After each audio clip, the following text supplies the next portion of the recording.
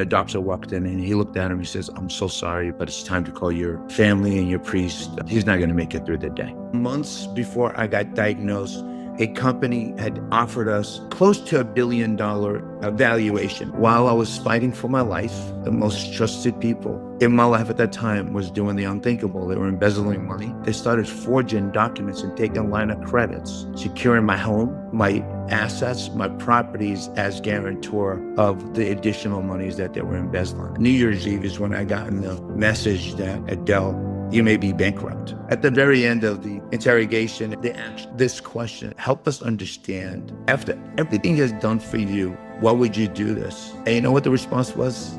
We didn't think he was coming back. What's up, Adel? Good to have you on the show. Hey, buddy. How you doing? So nice to see you and see your beautiful smile. Yes, I've been looking forward to this. Actually, this one's about 3 years in the making, right? We've been talking about this for a long time.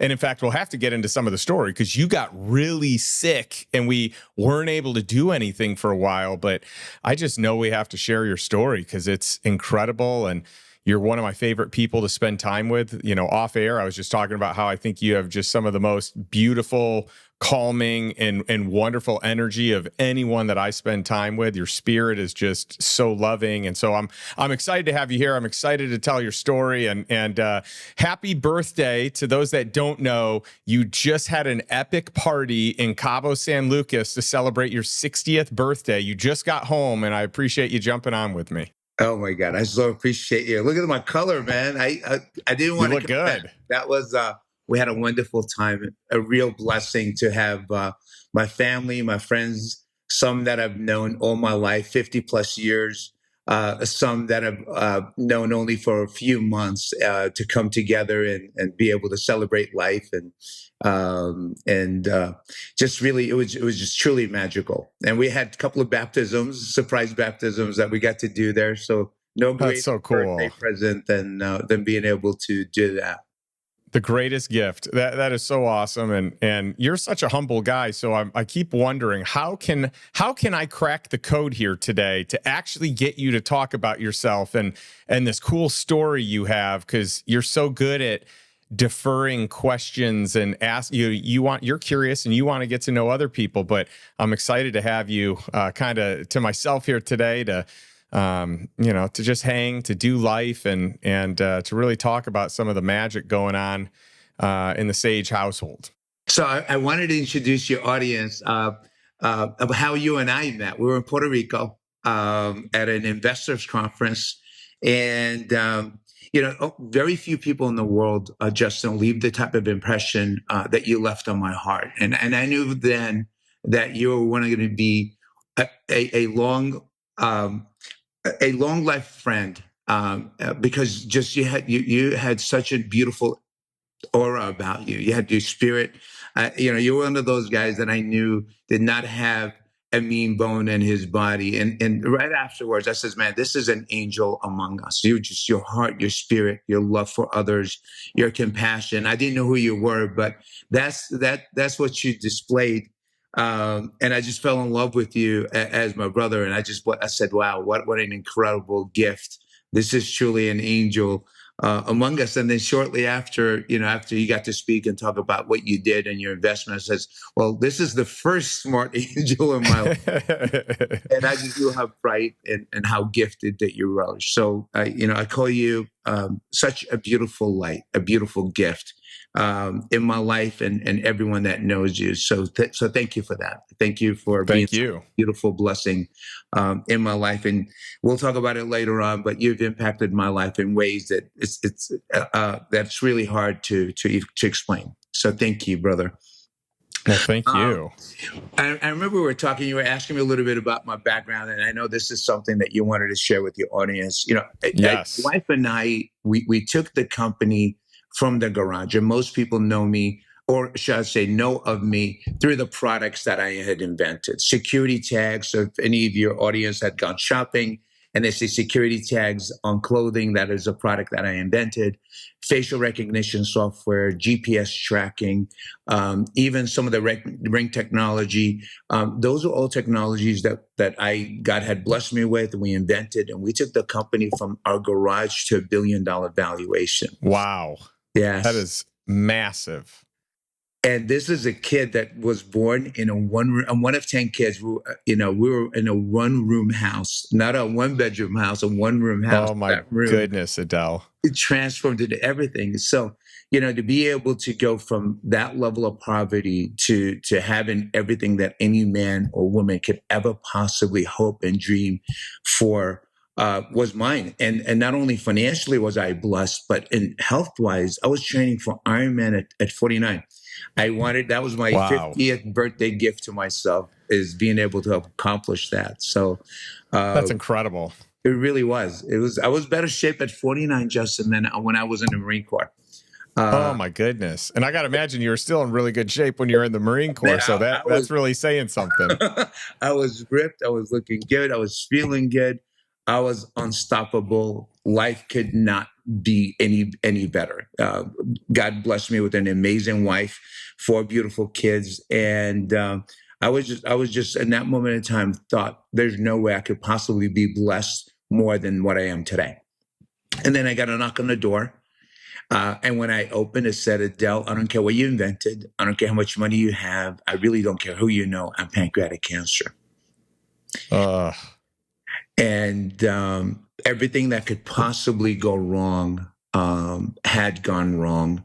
On 3 separate occasions, the doctors had walked in. And one in particular, I had been in the hospital for 58 days.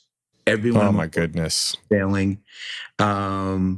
I had my wife and my 4 kids, and when the doctor walked in and he looked at him, he says, "I'm so sorry, but it's time to call your family and your priest. He's not going to make it through the day."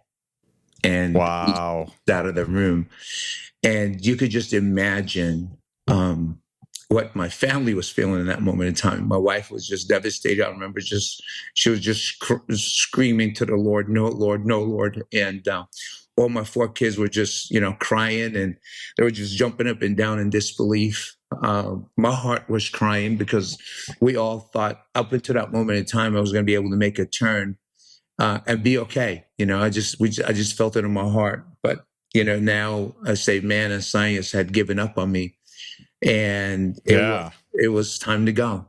And I remember just pausing for a second. And kind of closed my eyes, and I was like, God, please just give me one more chance. I just wanted one more chance to get this one right.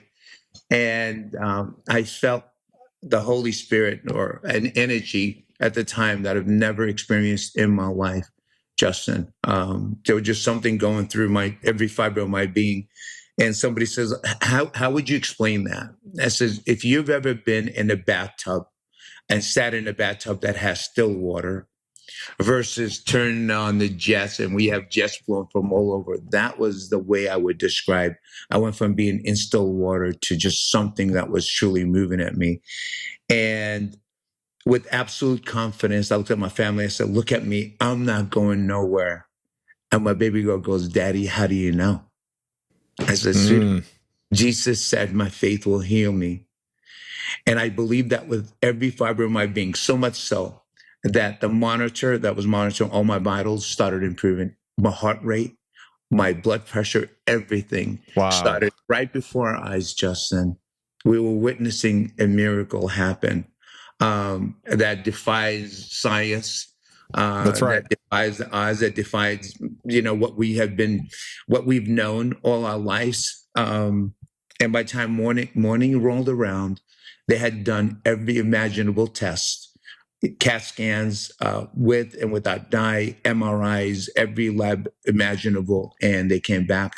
I walk up to a room. I kid you not. I thought I got to heaven because the room had no less than 20 men and women in white jackets, right? So it looked like angels for a second when I opened my eyes, and it was my doctor, his entire team, residents. That were in the room, and they all looked at me. He goes, Adel, And he's looking at the report in his hand. He goes, I don't know how to explain this. And I said, I do. And Justin, from that moment on, that was my defining moment that just changed me from, believing and having a level of faith that I never even thought was possible.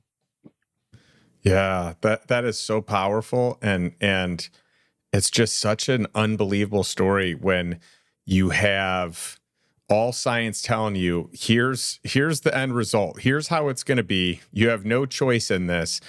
And to see something greater, to see a greater power be able to heal you so that, I mean, you've lived years beyond then. Now, you've also gotten sick in different ways on different things. And even, I feel like you've been close to your deathbed several times. And every time you walk away, Yes. every time you're healed and restored, and it's a different ailment, it's a different conquering of that ailment.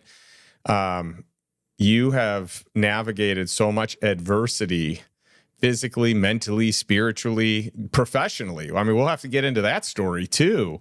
Right. But you're a walking miracle, and it's incredible. And I'm thankful that you are still here with us. Me too. I so appreciate you. My book comes out in September. I know.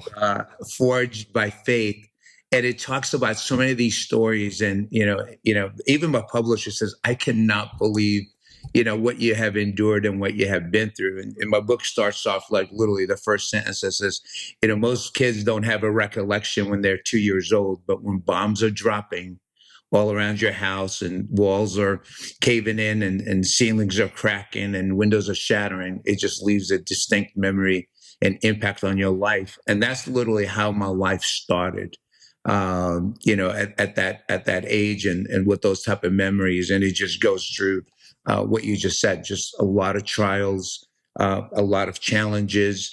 And the beauty about all this, looking back, I just see it that every challenge that I had been through was one where it was the greatest gift to be able to use to help others.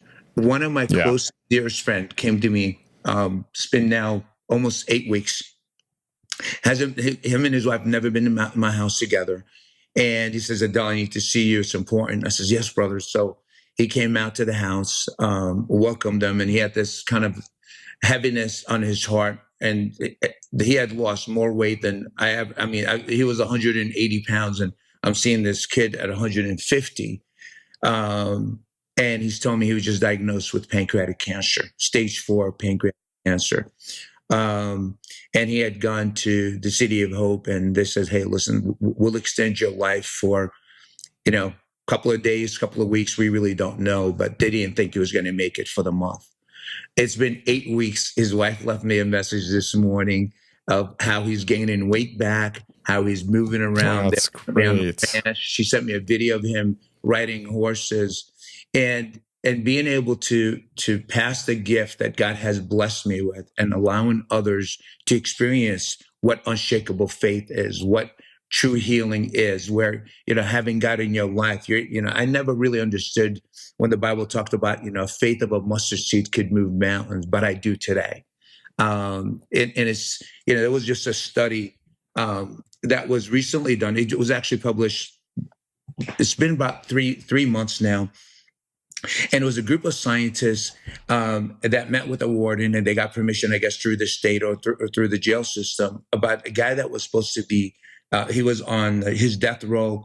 He was supposed to be given a lethal injection. And 2 days before that date, they went and they met with him and says, well, instead of the lethal injection, here's the snake that's going to bite you. And it has the most lethal venom of any snake. And here's what you could expect within the first hour. Here's your reaction. And within 4 hours, you'll be dead. On the day that he was supposed to go in, they closed his eyes, or, just they covered his eyes and blindfolded him. And they didn't, inject him with anything other than saline water. There was no snake or anything. He thought it was the snake. He reacted, and within 1 hour, he started having the same symptoms that the doctors told him that he would have. Within 4 hours, he had died of natural causes. No snake bite, Wow. no lethal injection, nothing. It was just what he had in his mind, what he truly believed. And when you believe and when you have faith and when you have God in your life and you believe at that level, it's amazing the impact that you're able to have on your body, to be able to self-heal, to be able to impact the world in ways you never thought possible. But I truly believe that God had given us the healing ability, not only to heal ourselves, but to also heal others. And the Bible talks so much about, the path that Christ had walked and the impact and the healing that he has. And he also told his disciples to go out and heal others. So we all have a gift. It's just a matter of being able to tap into that gift and being able to use it for the goodness, not to be able to gain monetary money or fame or anything like this. But when you use it and it's pure from the heart, I truly believe that every single one of us has the ability to self-heal in ways that science can't explain. Well, I love you have this pillar of strength around your faith, and it has helped you weather a lot of storms. And I love that you've stayed true to your faith, even through a lot of the hard times. So we've only talked about hard physical times where you almost died. Yes. I think it'd be great to share the rest of the story of what happened with your company, because you are going to sell this thing for, billions of dollars.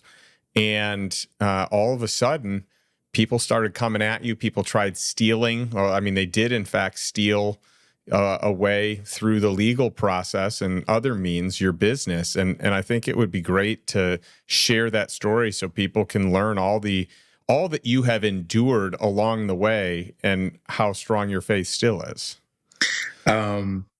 Yeah. So when I first got diagnosed, it was, how do I even share this with my, my family? My brother was diagnosed with stage 4 liver cancer, and how do I share this, with my company? Because they were just, we were just on a hockey stick trajectory. Our growth was just, we were exploding and growing at a faster rate than I ever thought even possible. October, November, the months before I got diagnosed, a company had offered us close to $1 billion valuation. They wanted to buy us out through cash and stock options. And we thought about it, and I thought, okay, this is probably not the right time. We still continue to be on that trajectory. We could probably exit at a much higher rate. And I just wasn't ready to kind of, say, all right, it's time for me to move on. I absolutely loved what I did. And growing the company was also one of the most challenging things of my life. For the first 13 years, I didn't take a vacation. Wow. We were working 16, 17, 20-hour days, and just to really, I didn't take a single dollar from anyone. It was all holistic growth. Not something I would recommend today if I was to do it all over again. But when you're young and naive and you got the Marine Corps spirit in you, I was just determined to be able to grow it on my own. And so a lot of blood, sweat, and tears went into the company. And so this was my baby. So when I got sick, I would just really, I just took a group of individuals, my executive team, and I shared the news with them. And then, of course, we shared it with the company of what was going on. And, the surgery, I knew a little of what was going on. I knew my very first surgery was supposed to be 14 hours. It ended up being 22 hours. Wow. And everything that could possibly go wrong in a surgery went wrong. What the doctors warned me about was happening, and even at a worse rate. They were expecting that I was going to have pancreatic leakage. They gave me a bag that's supposed to fill within 48 hours. I was filling that bag, Justin, every hour on the hour. Oh my goodness. The amount of medication I was on was just unreal. So that was a very challenging, and kind of going through a path of uncertainty. Every 2 weeks I had to have a procedure where the doctors went into my pancreas and was changing stents, and it would trigger pancreatitis every single time. And with that, they called it a freight train. We didn't know whether I was going to go to the morgue or go home. And that was happening Oh my every 2 goodness. weeks after my surgery. So there was just that level of uncertainty for me and my family. But I also had a peace of mind that I trusted my company with some of the most loyal people that I surrounded myself with. One was with me for 14 years, had been to every one of my kids' baptisms, have been to every vacation that I had ever taken. So the moment I started taking vacations, she was part of those vacations, and she was more family to me than some of my own family members. And so I had that level of peace of mind that while I was fighting for my life, that my company was going to be okay, and I was trusted. I was getting all these reports telling me how great the company was doing. One particular report, and that because I had I had an internal board and I had an external board that had some of the brightest minds. And my external board says, Adel, your company's doing so good that it's actually doing better without you being in the company than you being in the company. And maybe you should consider being in the owner's box. And what I would tell you is that was probably one of my most bittersweet moments of my life, because this was my baby. And it's like, how could my company be doing better without me when I was dedicating, every ounce of my time into that company? I had invested so much into my people. Yeah, it's the greatest testament of the highest level 5 leadership is when your company can grow and excel at a level beyond what you are able to do yourself based on the people, the SOPs, the processes. So that's incredible. Yeah, it was. So that was and so that was the sweet moment. Now it was like your kids just grown up. They're ready to spread their wing, and they're no longer dependent on mommy or daddy. They're independent and they're able to grow. And I think that would give any parent just a sense of pride and a sense of joy deep within. You don't want them to leave. You don't want to be an empty nester, but also there's a sense of pride and joy. And I experienced that same level of pride and joy. And on Christmas Eve of 2015, I got in a call from my finance manager. She was number 3, number 4, I think, down the podium from the CFO. And she said, Adel, I just sent you a couple of emails. I am so sorry. I know it's Christmas Eve, but I just want to let you know I'm resigning effective immediately. And please take a look at what I just sent you, because your numbers are not what they seem. And she hangs up the phone.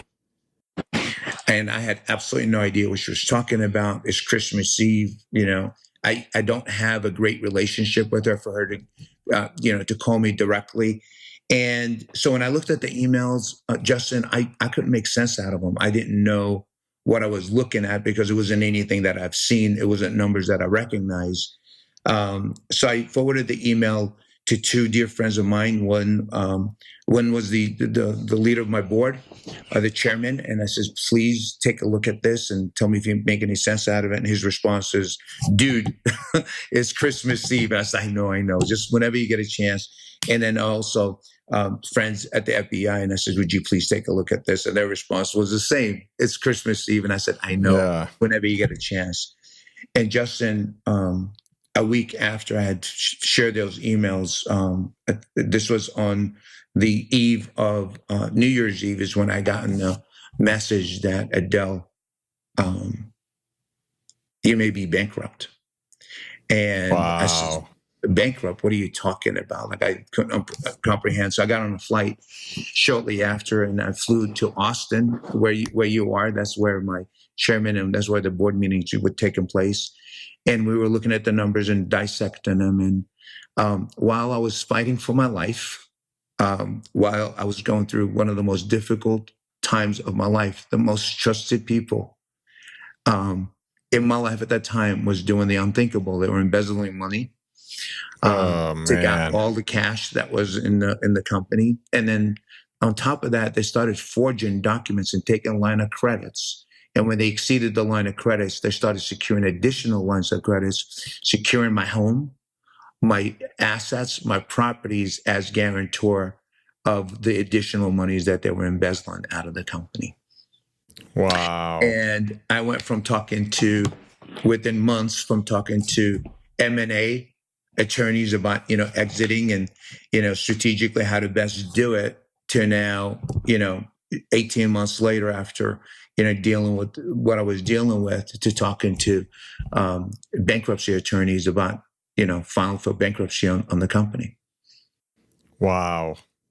That is just heartbreaking to even think about, to even think that people would do that while you are on your deathbed.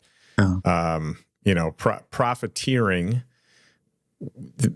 obviously believing that you weren't going to make it and making moves to enrich themselves.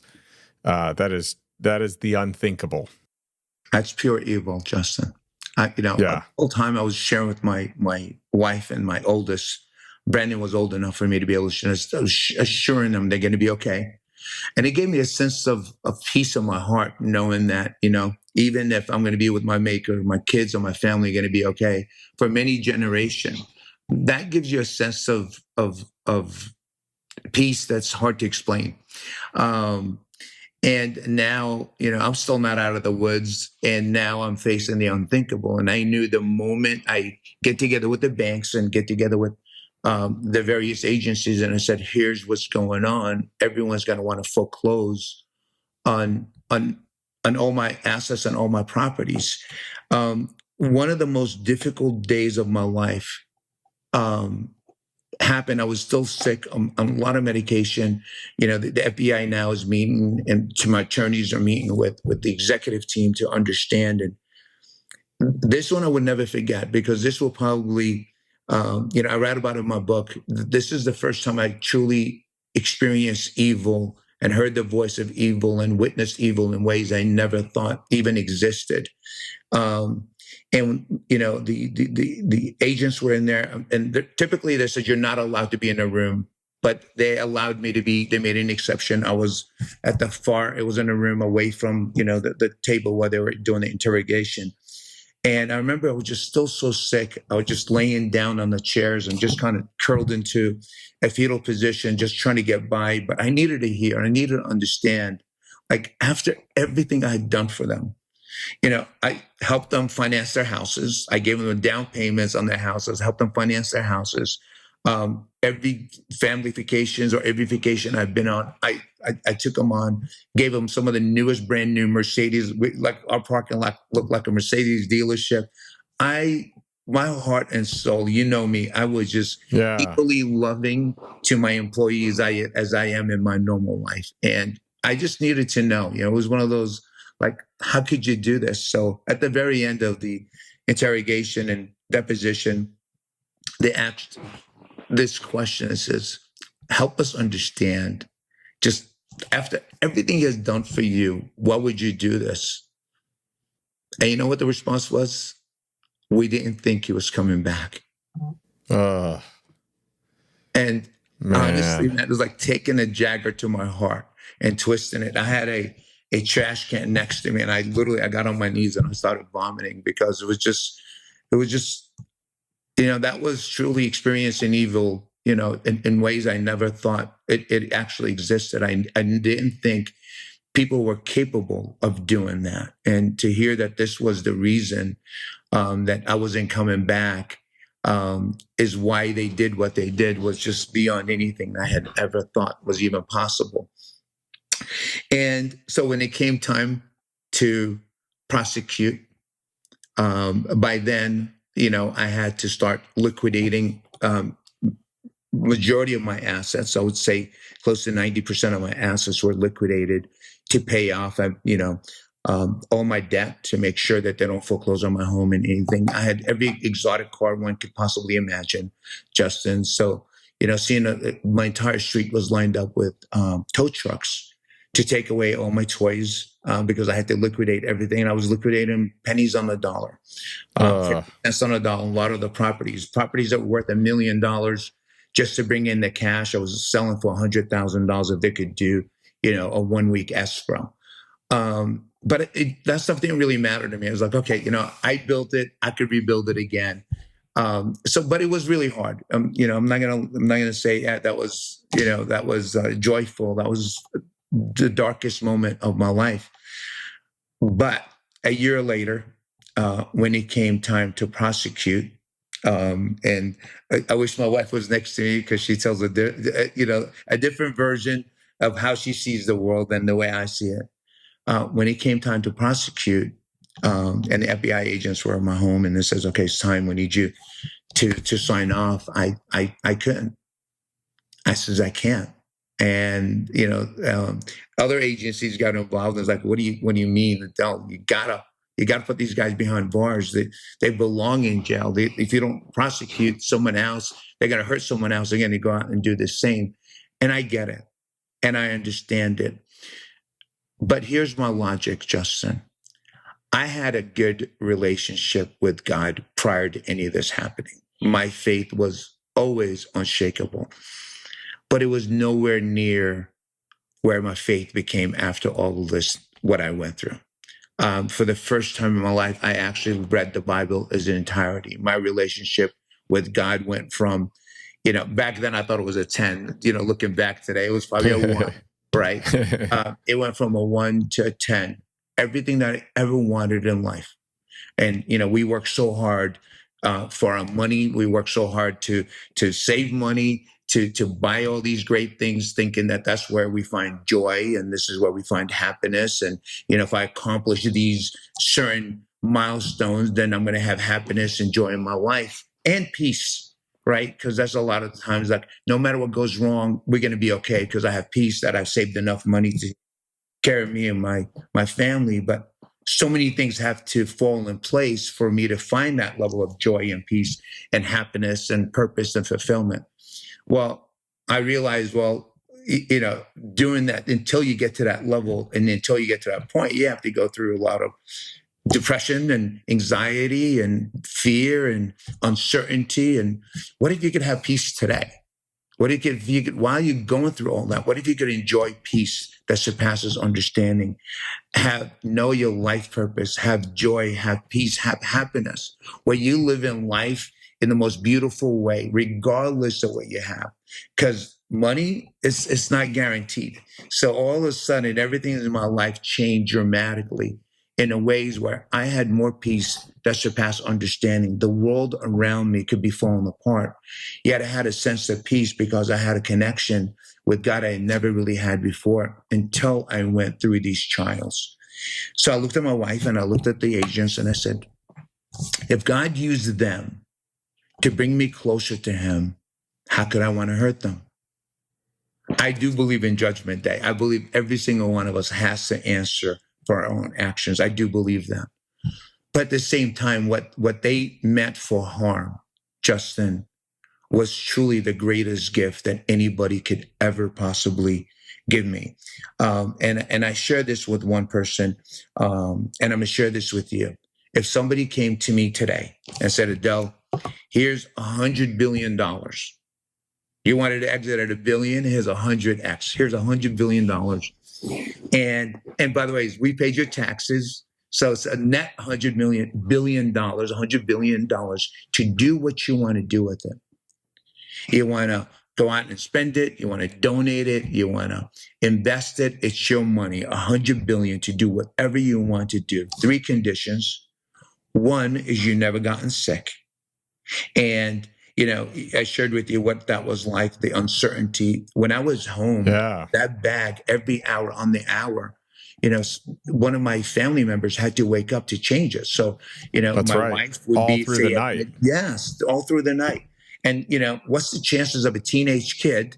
I had 4 teenage kids hitting the snooze button and not waking up in time to change the bag. And if I was too weak and too sick to change it myself, I'm back in the hospital, not for a day or two. I'm back in the hospital for weeks because it's a digestive enzyme and it's digesting your organs.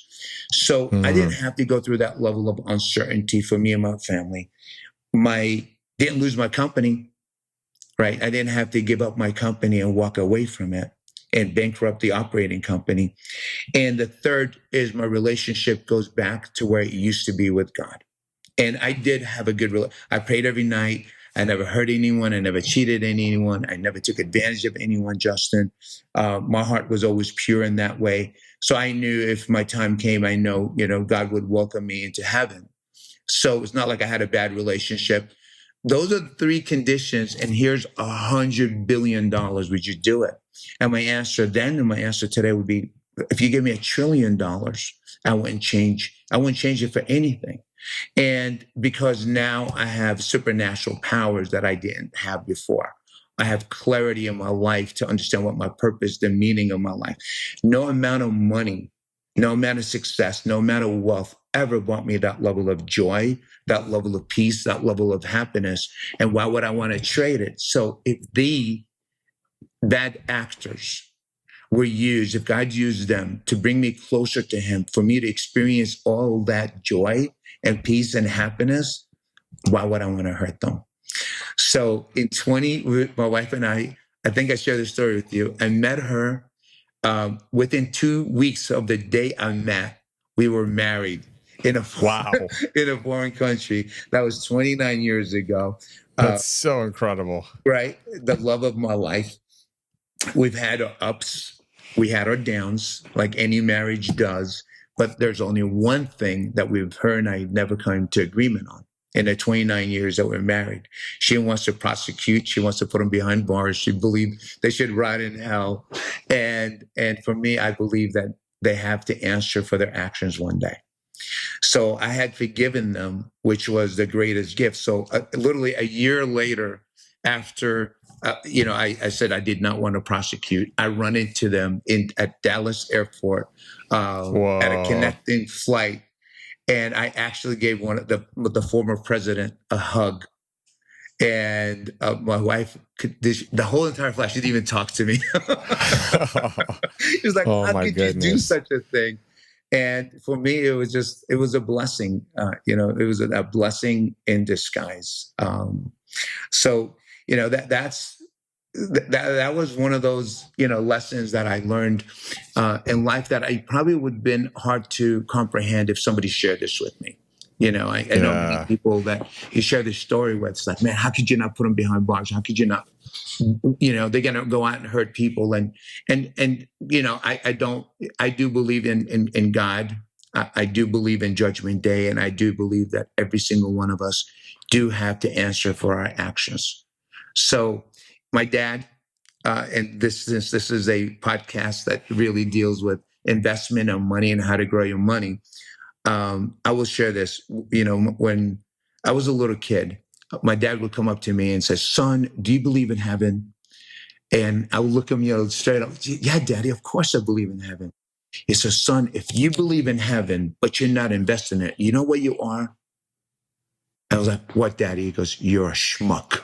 Mm-hmm. Wow. And, right? You learned that at a young age. At a very young age. And here's the truth, and here's the reality.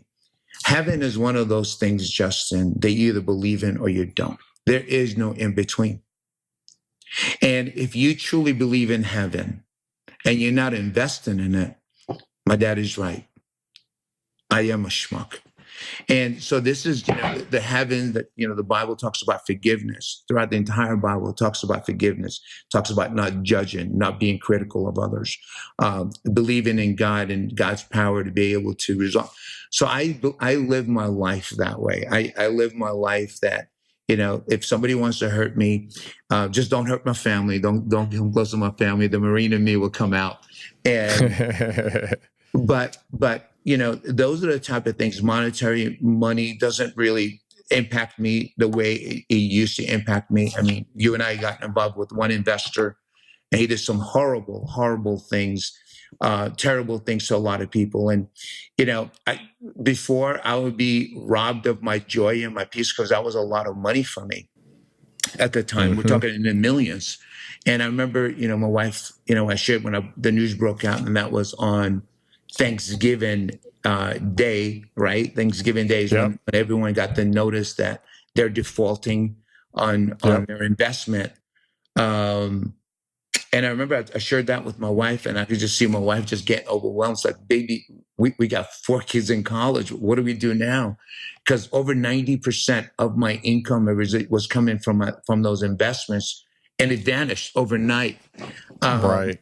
And I looked at her, and there was just such a sense of peace in my heart. And I was says, baby, God, this was a nudge from God for me to refocus on other areas that God wants me to focus in on.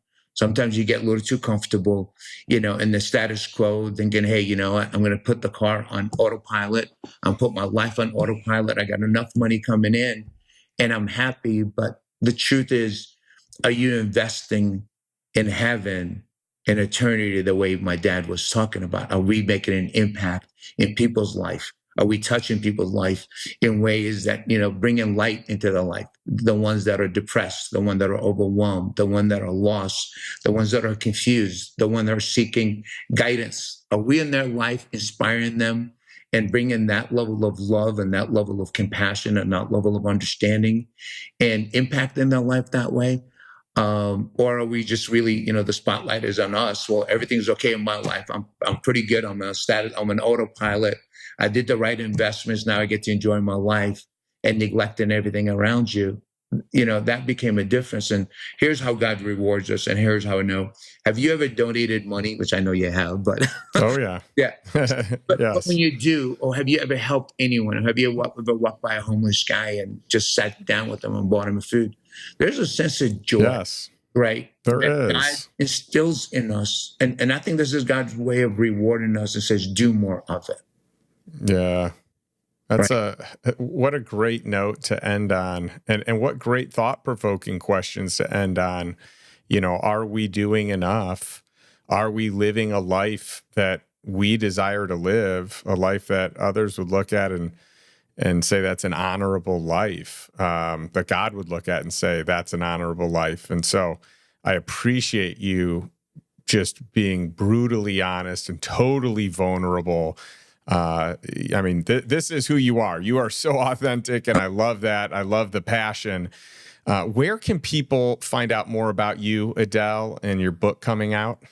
So I have virtually zero social media presence for whatever reason. That's about to change with my publisher. They want me. They're working on the social media platform right now to be able to have a podcast and be able to speak life into people and impact their lives. The way that God wants me to impact me. The book comes down in September. I believe September 10th right now is kind of the placeholder. I know it's sometime in September. And it's called Forged by Faith. I think I shared that with the audience Yes, earlier. And you it did. really, it's, the first 9 chapters is really about my life and, what I had gone through to prepare me for who I am, the man I am today. And then the next 3 chapters is to really impact life and impact your life in every way imaginable. Whatever season that you're going through, whether it's marital, whether it's financial, whether it's health, I just felt like this book is a way for me to be able to communicate and bring hope and bring light and bring peace and fulfillment and be able to allow you to shatter any limiting belief that you've ever were conditioned to have.